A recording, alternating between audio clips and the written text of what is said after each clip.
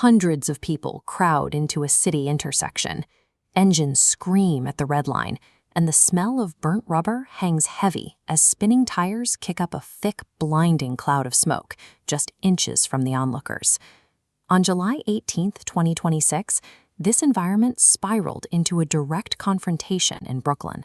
A driver in a BMW rammed a police vehicle, while others in the crowd slashed the cruiser's tires. The distance between a modified muffler and an assault on a police officer is shorter than it might appear. This level of aggression is the logical endpoint for a culture that has been taught, through years of inconsistent enforcement, that vehicle laws are essentially optional. New York has already attempted to address this through legislation like the Sleep Act, which increased the penalties for both the shops that install illegal exhausts and the motorists who drive them. But while the fines have increased on paper, the physical danger on the street hasn't changed. The current system relies on a strategy that fails to actually remove the hazard. Current enforcement overlooks the motivation of these drivers. By treating a safety violation as a simple financial transaction, the city creates a path for reckless behavior to steadily intensify. This culture often starts with modifications like straight pipes and bypass devices. These are hardware choices specifically designed to remove muffling and maximize noise. Owners spend significant amounts of money on these parts with the express intent of bypassing legal limits, signaling a premeditative disregard for the comfort and safety of their neighbors. Identifying these violations is objectively simple. Handheld meters can instantly document when a vehicle is exceeding legal decibel thresholds. This flowchart shows current enforcement logic. A violation leads to a citation, but the driver keeps the keys. This fine isn't a deterrent, it's a predictable expense.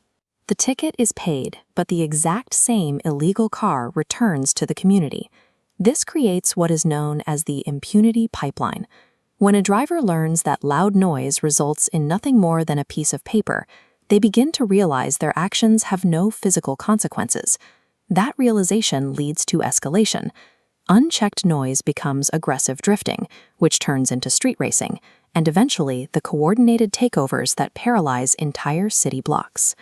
When cities fail to intervene at the exhaust level, they are effectively authorizing the progression of the exact culture that results in violent street confrontations.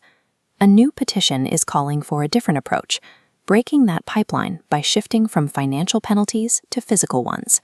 The first demand is mandatory towing for the very first confirmed exhaust violation. There would be no warnings or grace periods. The vehicle is stopped and immediately removed from the street. Under this new closed-loop rule, paying fines won't release the car to the owner. Restricted from moving under its own power, the vehicle must leave the lot on a licensed tow truck, transported directly to a certified repair shop. The illegal hardware must be physically removed and replaced. Only after passing a city-approved inspection, confirming the car is now legal, is it allowed back on a public street. To discourage repeat offenders, the proposal sets scaling fines, $1,000 for a first offense, up to $5,000 for repeats. These fines are separate from the out-of-pocket costs for the tow truck, the daily storage at the impound lot, and mandatory mechanical repairs. To stop street takeovers, cities must move past the idea that citations are enough. They must physically remove the vehicles from the street until they are brought into compliance with the law.